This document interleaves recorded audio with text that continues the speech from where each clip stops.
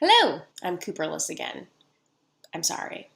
But this time, he really had nothing to say because we're going to be talking about tax incentives. Yes, producing with tax incentives. When I was at AFM, so 2016, this past one in November, I believe it was David Glasser of Weinstein Company said, if you're an indie producer and you're not producing with tax incentives in mind, you're producing irresponsibly. So the only reason you would not use a tax incentive is if essentially if like talent was not willing to travel, or they if you were to shoot locally, say like in LA, they would do it for less money.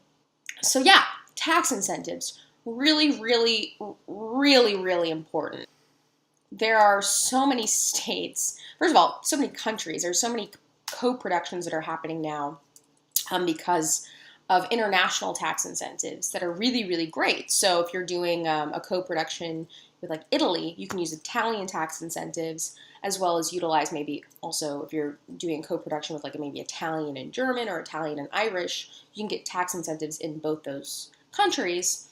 Or even in the States, you can be shooting in one state and utilize those tax incentives and be shooting part of the movie in another state, utilizing those tax incentives, just making sure that the requirements aren't overlapping, or you're making sure you're hitting the tax incentive requirements. They've been really important in dictating where this particular movie is going to be shot, and not only where it's going to be shot, but like where even the story takes place, because it's kind of fluid. It's small towny, but it could take place in a lot of different areas.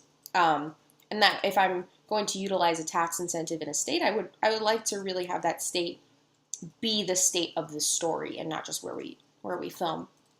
So things to keep in mind with tax incentives, because our first go around with this movie was like, oh, we'll just shoot it in Georgia. There's a lot of great tax incentives there. Yes. Now, two things to keep in mind: transferable tax credit and refundable tax credit. When you have a tax credit, it's really that, okay? You have a credit from the state. If you are a local business to that state, you can use that tax credit for your business for when your yearly taxes come around. It's a credit. So, okay, so you get 30% off your taxes. If it's a transferable tax credit, that means if you are not a local business of that state, you can transfer that credit to a local business. Now, the transfer happens in a very interesting way. It's not like you just hand it over. You have to sell those credit. You have to sell that credit to the business. Now, this is where it gets interesting. You won't be selling them. So say you got like $100,000.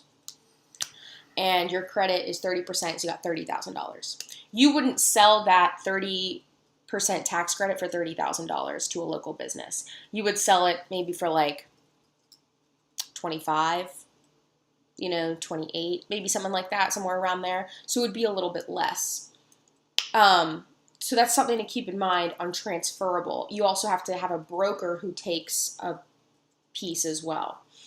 So that's transferable tax credits, and that's what Georgia is. There are other states that do refundable tax credits. So if your tax credit is like, say, 30% again, you are not a local business, you would then turn in that tax credit to the state, and they would give you a refund for that full amount. So it's cash back. So you would get the $30,000 from the state. Something else that other states offer are just cash rebates. So maybe on top of tax credits, so this is part of their incentives. So very important to be very aware of all of the qualifications when it comes to tax incentives. Don't be afraid to change your story around, rewrite a bit of your script if it means getting more money back from a state. We've changed locations technically 3 times now because of tax incentives and tax credits. But that's just the only way you can really indie produce now, because that's money that goes back into the budget, or it can, and the best way to use it is if it's money, the first money going back to your investors. Now, something else to keep in mind.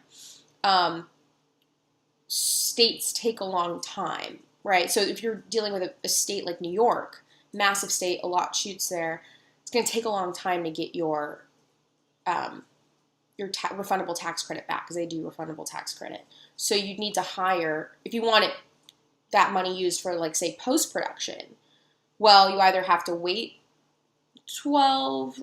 18 to 24 months realistically to get that money back for post, or you would hire a third party, pre-qualified through the state, certified production attorney. Or not production attorney, what am I saying? An accountant that is pre-qualified that would expedite the process for you. So they've already been approved through New York State. They expedite the process. They can expedite the process to like 4 to 6 weeks, super, super fast. But they also cost a fee as well. And those vary a ton. When you're speaking to the film commissions of these states, find out how long does it take to get the money back, depending on what you plan on doing with those funds. Stay up to date on your tax incentives. There's a great website called, I think it's filmproductioncapital.com, I believe. They list and rate all of the beautiful states in the United States with their tax incentives and how great they are for films. Okay? So until next time, that's your vlog for this week.